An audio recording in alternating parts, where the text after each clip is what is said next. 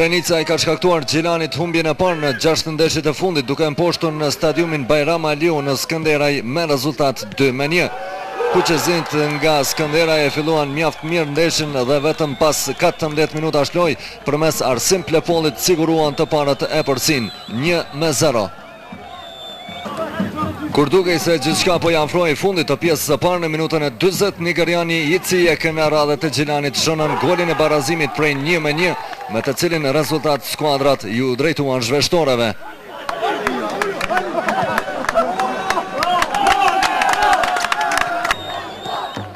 Në pjesën e dytë, Drenica u shfaq me rrezikshme para portës kundërshtar dhe pikërisht ish futbollisti I Gjilanit Premton Muji, ai në minutën e 55 ndoshkoi kot skuadër duke I dhënë Drenicës 3 pikë të arta në përballjen e dy ekipeve që deri para kësaj jave gjendeshin në fund të tabelës.